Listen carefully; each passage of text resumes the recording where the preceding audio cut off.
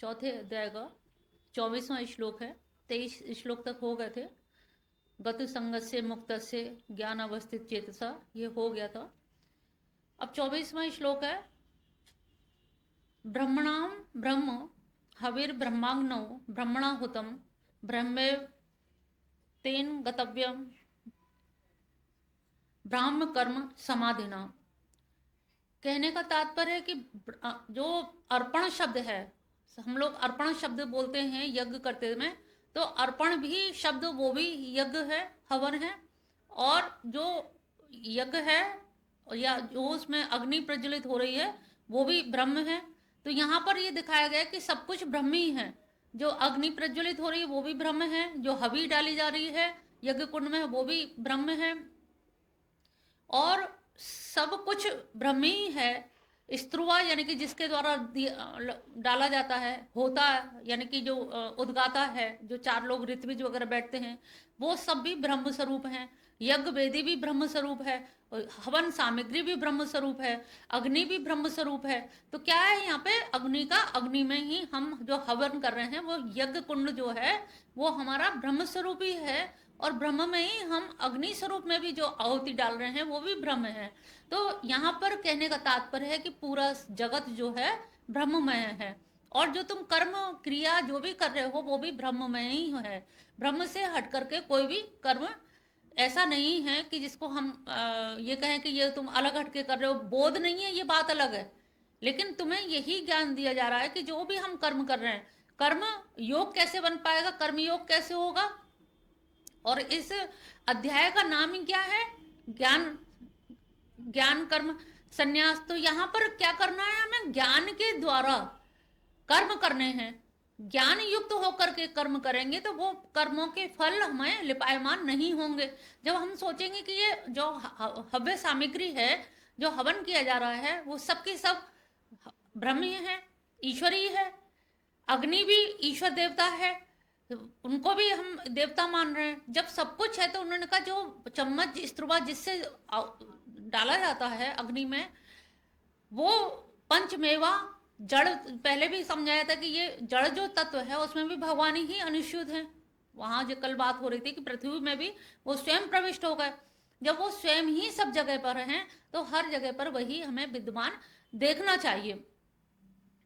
तो अर्जुन से कह रहे कि अर्जुन तुझमें अगर ये देखना आ जाएगा तो फिर तुझे तेरा चित्त जो है समाधि यानी कि शांत चित्त हो जाएगा, और तेरे ये जो उलझन वाली जो है किम कर्तव्य विमूढ़ की जो अवस्था है वो अवस्था नहीं होगी, बल्कि तेरे जो योगियों के द्वारा जो स्थान या जो शांति प्राप्त की जाती है वही शांति तुझको भी इस ज्ञान योग का फल प्राप्त होगा। लेकिन ये ज्ञान योग तभी होगा जब तेरे कर्म में समझेगा कि सब जगह ब्रह्म ही ब्रह्म स्थापित है, ब्रह्म के अलावा कुछ भी नहीं है।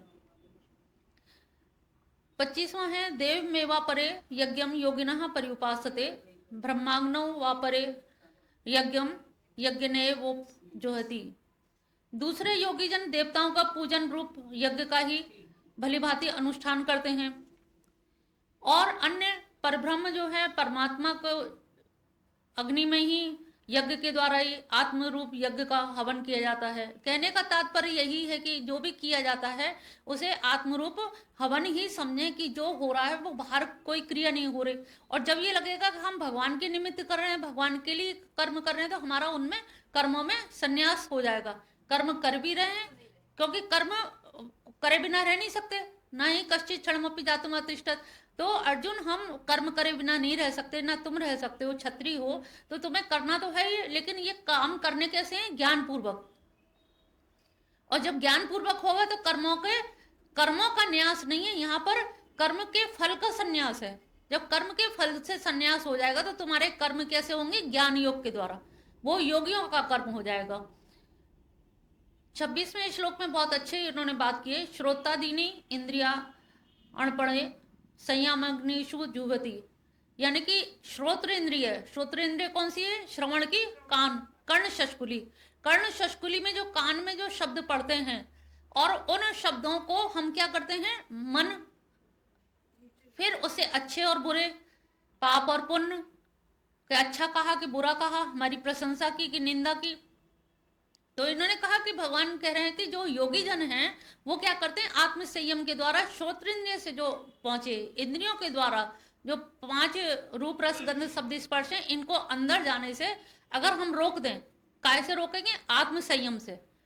और संयम कैसे होगा, ध्यान धारणा समाधि के द्वारा। जब हम संयम से रहेंगे तो हमारी जो इंद्रियां हैं, अगर कोई हमारे निंदा भी कर रहा है तो हम सुन के अवॉइड करेंगे, कह रहे जाने दो कोई बात नहीं है, कुछ तो लोग कहेंगे, लोगों का काम है कहना, मानव स्वभाव समझ लें। और इसीलिए यहाँ पर कारण शरीर की भी पहले व्याख्या की गई कि कारण शरीर का मतलब है कि कारण शरीर में आपका स्वभाव अंतर्निहित होता है, आपकी जो टेंडेंसी है, जो वृत्तियां हैं, जो भाव है, जो स्वभाव है, आप कितना भी कहीं बैठे लेकिन आपका स्वभाव आपको बरबस कुछ न कुछ वैसा ही काम करा देगा।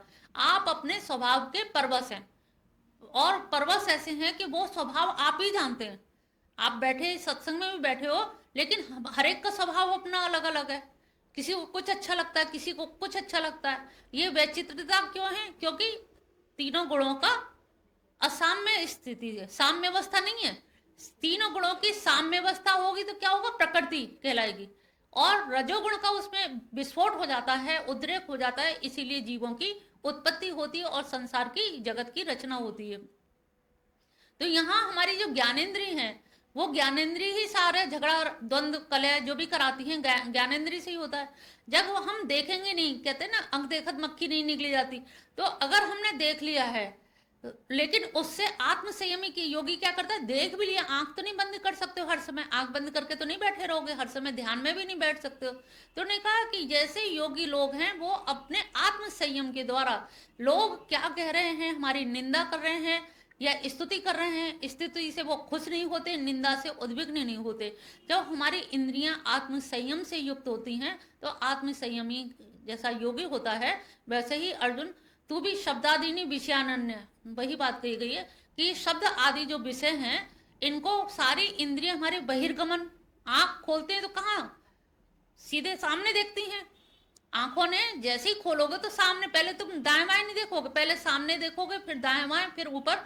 तो ये आंखों का भी नियम है कि वो प्रत्यक्ष भौतिक वस्तु को ये सामने जो है उसको देखती हैं। तो इन विषयों को, विषय कैसे मिलते हैं, इंद्रियार्थ सन्निकर्ष से। इंद्रिय और अर्थ यानी कि भौतिक जगत का या कोई व्यक्ति का, तो जड़ वस्तु हो चाहे चेतन वस्तु हो, तो हमारा इंद्रिय और अर्थ का सन्निकर्ष होता है। तो यहाँ पे अर्थ का मतलब है विषय वस्तु। तो जब इंद्रिय और अर्थ का सन्निकर्ष होता है तो वो सारा ज्ञान हमारा कहाँ जाता है, मन में जाता है। और मन क्या करता है, मन बुद्धि को दे देता है, और बुद्धि किसको दे देती है, अहंकार को। बस यही क्रम है। तो हमने इंद्रियों से स्पर्श किया, तो पांचों जो तन्मात्रा हैं, तुम जो भी आज दिन भर में जो काम करोगे उस काम में तुम देखना, या तो रूप देखोगे कुछ, या रस, या गंध, या शब्द, या स्पर्श।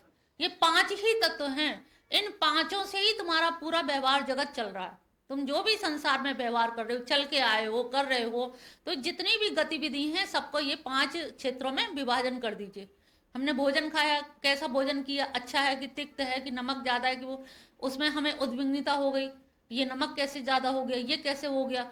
तो ये सारा कलह क्या है, रसेंद्री ने मन से कहा, मन ने बुद्धि को, और बुद्धि ने अहंकार को। तो अहंकार क्या है, अहम जो है वो क्या है करता है, उसका आकार ले लेता है वस्तु का। वस्तु जैसे रस हमें अच्छा नहीं लगा, नमक बहुत ज़्यादा है, तो अब जो रसेंद्रिय है, रसेंद्रिय रस का अहंकार ने आकार ले लिया, और अहंकार का आकार इतना बड़ा हो गया कि उसने कहा कि मुझे ऐसा दे दिया भोजन, मुझे इस तरह का कर दिया, तो मैंने क्या किया, उस इंद्रिय के साथ में स्वयं को जोड़ दिया। तो हमने आत्म संयम नहीं किया, बल्कि असंयमित होकर के इंद्रिय के साथ में दोस्ती कर ली, मन के साथ में दोस्ती कर ली, इन बुद्धि के साथ में। तो यहाँ पर पूरा जमघट क्या हो गया, पांचों ज्ञानेन्द्रिय, कर्मेंद्रिय और तन्मात्राएं सारी हो गई, और पंच महाभूत तो है ही हैं, और आपका अंतःकरण, अंतःकरण में 4 चीजें आती हैं, मन, बुद्धि, चित्त, अहंकार। तो ये इतनी सारी चीजें मिलकर, ये 24 तत्व मिलकर के आपको अपनी तरफ खींच रहे हैं। अब इन 24 से आपको लड़ना है। अब आपको युद्ध किससे करना है, संघर्ष। तभी तो कहते हैं ना, कई कई जन्म लग जाते हैं। क्यों लग जाते हैं, क्योंकि उस जन्म में, एक जन्म में जहां तक तुमने किया, अगले जन्म फिर बहुत सारे लोग 50-60 में ही, रिटायरमेंट के बाद में ही गीता पढ़ते हैं या गीता सुनने में रुचि आएगी। तो अब उनकी पहली कक्षा कहाँ से शुरू हुई? 60 साल पे। अब 60 पे शुरू हुई तो 70 तक कितने हाई स्कूल ही तो कर पाएंगे। तो एमए कहाँ से कर पाओगे? डिग्री, मास्टर डिग्री कैसे मिल पाएगी? तो समझ लो जितनी उम्र बीत गई है उतना ही उधर विलम्ब हो रहा है। जितना इधर हो गया तो उतना ही हम उधर टाइम ले लेंगे। तो अगले जन्म में फिर तुम्हें वहीं 11th में एडमिशन मिलेगा। ये भक्ति में या गीता में या ज्ञान में ये एक विशेष है कि आपकी जो चीज है वो भाव वो नष्ट नहीं होता। भक्त का तो कहते हैं कि एक भी चीज नष्ट नहीं होती, जहां से छूटी है वहीं से शुरुआत हो जाती है। और जो ज्ञानी हैं, जो योगी हैं, उनको थोड़े से अभ्यास में जल्दी आगे पहुंच जाते हैं। जैसे अभी यहाँ पर हम गीता पढ़ रहे हैं तो कुछ लोगों को तत्काल समझ आ जाती है। वो क्यों आ जाती है तत्काल समझ? क्योंकि पूर्व जन्म में सुन चुके हैं या इससे पहले कहीं सुनी होगी, कुछ कान में हमारे सत्संग के शब्द पड़े होंगे, कुछ अंदर सबकॉन्शियस माइंड में कुछ पड़ा है और इसीलिए हम उस चीज को जल्दी पकड़ लेते हैं। जैसे 2 जगह आप पानी की ड्रॉप डाल दीजिए और उसको उंगली से ऐसे करिए तो वो तुरंत पानी पानी से मिल जाता है, फिर एकदम तुरंत मिल जाता है। तो ये क्यों है? क्योंकि वो फ्रीक्वेंसी वैसी मिल जाती है, सेम फ्रीक्वेंसी मिलती है, तो उसमें व्यक्ति जल्दी बातों को पकड़ता है। और कुछ लोगों को वही बात समझाते रहो, नहीं पकड़ में आती, समझ नहीं आती। तो ये जो होता है ये इसीलिए होता है क्योंकि हमने पहले पता नहीं कितने जन्मों में कितनी बार गीता पढ़ी होगी, कितनी बार समझी होगी, फिर भी नहीं समझ आते आते अब यहाँ तो भगवान साक्षात खड़े होकर अर्जुन को समझा रहे हैं। तो हम लोगों की तो विषाद क्या है, तो हम लोग भी सब अर्जुन ही हैं। तो जब भगवान साक्षात जो जगत गुरु हैं वो समझा रहे हैं तो अर्जुन के समझ नहीं आ रहा है। सोचो अज्ञान की परत कितनी मोटी होती है। अज्ञान में एक तो आवरण और फिर विक्षेपण। विक्षेपण समझ लेना, ये 2 शक्तियां हैं अज्ञान की। एक तो आवरण, कवर डाल देना किसी चीज पे, अरे छोड़ो। एक छोड़ना तो ये होता है कि सदमार्ग के जाने के लिए असद मार्ग को छोड़ो।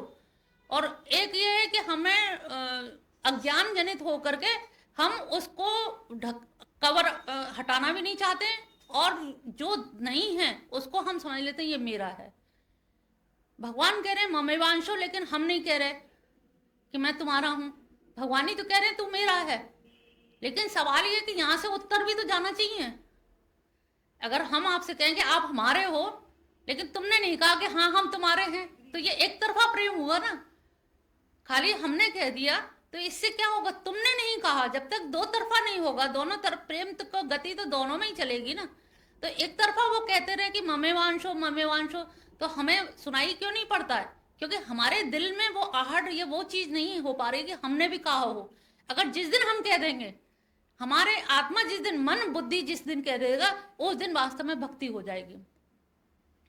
क्योंकि अभी वहां से आहट है, केवल वहां से कहा जा रहा है, यहां से नहीं कहा जा रहा कि हाँ वास्तव में हम आप ही के अंश हैं। और जिस दिन ये खुद आप अपने मन से कह दोगे, दिल दिमाग से कह दोगे कि हाँ हम प्रभु तुम्हारे ही हैं, हमारा दुनिया में कोई नहीं है तुम्हारे सिवा, एकमात्र तुम ही सहारा हो। जब ये आर्त क्रंदन निनाद जब अंदर से उठेगा, अंतर मनस से जब ये भाव उठेगा, उस भाव से तब ये होगा कि हाँ अब दोनों की फ्रीक्वेंसी मिल जाएंगी। आत्मा और परमात्मा दोनों की बात मिल जाएंगी और मिलने के बाद में वो फिर ऊर्ध्वगामिता यानी कि भक्ति मार्ग हो, चाहे कर्म योगी हो या ज्ञान योगी हो, वो हमारी स्थिति उच्च लेवल पर पहुंचने लगती है। तो उन्होंने कहा कि भगवान कृष्ण ने, अब यज्ञ का तो हमारे यहाँ वैदिक काल में बहुत बड़ा प्रचलन रहा है। अब यहाँ पर यज्ञ को समाप्त तो नहीं किया, ना उस शब्द की अवहेलना की, लेकिन उसकी परिभाषा भगवान ने बदल दी। उसकी जो डेफिनेशन थी, अभी तक जो पंचमेवा और घी वगैरह सब जो आहूत किया जाता था, तो पहले तो कहा अगर तुम वो कर रहे हो तो उसको ब्रह्म समझो, मैं हटा दो, ब्रह्म का ब्रह्म में ही सब कुछ हो रहा है, उसी को उसी में हवन किया जा रहा है, मेरा कुछ भी नहीं है। तो अर्पण का मतलब समर्पण है। यहाँ पर पहले समर्पण है तब यज्ञ है। हवन का मतलब हव्य है।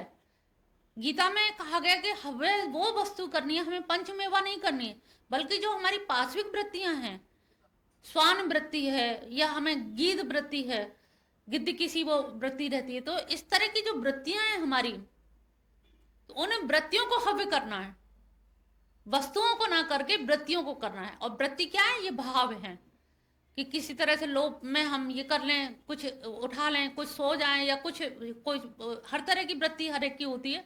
तो ये चील कौए की वृत्ति है, या किस किस की वृत्ति बताएं, इतनी सारी वृत्तियां हैं, दुष्ट प्रवृत्तियां जिनका नाम लेना उचित भी नहीं है। तो ये जो वृत्तियां हैं, तो यहाँ पर संक्षिप्त रूप में यही समझिए कि यहाँ पर आपकी कुप्रवृत्तियों को हावी करने के लिए कहा गया है। अब काम क्रोध लोभ है, अब आप कर रहे हो और फिर सोचो कि हम भक्ति भी करें। जैसे एक संत बता रहे थे कि एक भक्त क्या ज्ञानी था बहुत, उसे कंठस्थ थे वेद उपनिषद और बड़ा शास्त्रार्थ करता था बहुत लोगों से, लेकिन वो वैश्यगामी भी था और रोज वो गंगा स्नान करता था। उसने ये सुन रखा था कि गंगा स्नान करने से पाप धुल जाते हैं। ये उसके अंदर एक दृढ़ निष्ठा थी, वो कुछ भी हो जाए नागा नहीं करता था, गंगा स्नान करने जरूर जाता था। और गंगा स्नान करने में डेली वहां जाना और फिर इस तरह से कुकृत्य करना, तो लोग उसे आक्षेप करते थे कि भाई तुम गंगा स्नान भी करते हो, इतने भक्ति भाव वाले बनते हो और तुम ऐसा कार्य भी करते हो। तो वो तरह तरह से डिफाइन कर देता। जैसे गीता के बहुत सारे लोग अलग तरह से विवेचन कर देते हैं, शास्त्र तो वही है लेकिन परिभाषित करने का हमारा आशय क्या है। तुम जिस मत के होगे तुम उसी मत के अनुसार उसकी व्याख्या करोगे। तो वो सब श्लोकों का भी उसी तरह से, जैसे हमारे यहाँ ज्ञान योग में क्या हुआ, शंकराचार्य ने कहा ब्रह्मविद ब्रह्मई भवति, तो बहुत सारे संत लोग कहने लगे हम तो ब्रह्म हैं, हम ज्ञानी, हम तो ब्रह्म हैं, बस हम कुछ भी करें, हमारे लिए साधन पक्ष भी नहीं है, हमारे लिए कोई करणीय कर्म नहीं, क्योंकि सन्यास ले लिया है। तो गेरुआ वस्त्र में बहुत सारे अनैतिक कार्य होने लगे। उन्होंने कहा हम तो ब्रह्म ही हैं, हमारी पूजा करो, हम ही सब कुछ है, ईश्वर को पूजने की क्या जरूरत है। और कुछ जगहों पे होता भी ईश्वर की आराधना नहीं होती, गुरु की पूजा होती है, गुरु परंपरा ही चली आ रही है। तो मनुष्य क्या है, गुरु को ही देखता है, वो सही रूप में उसका जो चित्त, गुरु का काम क्या है कि वो ये दिखाए, इशारा करना। एरो जो बने होते हैं ना, दाएं मुड़ो, तीर के निशान बने होते हैं, सड़क से दाएं मुड़ना तो वहां जाना है, बाएं मुड़ना है, तो वो जो एरो बने हैं, जो संकेत चिन्ह है, गुरु का काम इतना ही है संकेत कर दे कि भाई उनकी शरण में जाओ। लेकिन आप ये सोचो उनको हटा दो, हमारी फोटो रख के हमारी पूजा करो, तो वो कौन है कृष्ण हम कभी जान ही नहीं पाएंगे। जानने तो उनके लिए आए थे हम, लेकिन हम वहीं पर फोटो में ही उलझ के रह गए। गुरु ने अपने गुरु की रख रखी है और ने कहा कि मैंने रख रखी है इसलिए तुम भी मेरी रखो। तो ये क्या है, एक गुरु शिष्य परंपरा चल रही है। ठीक है, उसकी हम अवहेलना नहीं कर रहे कि गुरु शिष्य परंपरा नहीं होनी चाहिए, क्योंकि आगे गीता में उसका समर्थन किया गया है। लेकिन वहीं पर इतिश्री हो जाए गुरु के, ये मतलब वो नहीं है कि जो है गुरु को आगे बताना चाहिए कि नहीं ऐसे ऐसे ये आराधना, ये आपकी साधन पक्ष है और ये इस तरह से साधन करना चाहिए। तो संकेत होना चाहिए, और संकेत मात्र में ही बहुत सारे लोग तरह तरह के तर्क वितर्क कर देते हैं। तो वो जो व्यक्ति था जो गंगा स्नान करता था, तो बहुत तरह से तर्कों के द्वारा अपनी बुद्धि से मंथन करके और लोगों को झाड़ के कि भाई तुम लोग कुछ नहीं जानते मेरे आगे, और मैं तो बहुत ज्ञानी हूँ, मेरे ज्ञान के आगे कोई नहीं टिक पाएगा। देखो उपनिषदों में ये कहा है, वेदों में ये कहा है, ये कहा है, अन्नम ब्रह्म, बहुत से कहते हैं अन्न ही खाओ क्योंकि ब्रह्म है, वो भी अन्न, सारा कुछ ब्रह्म ही है। तो तरह तरह की लोग व्याख्या करते हैं।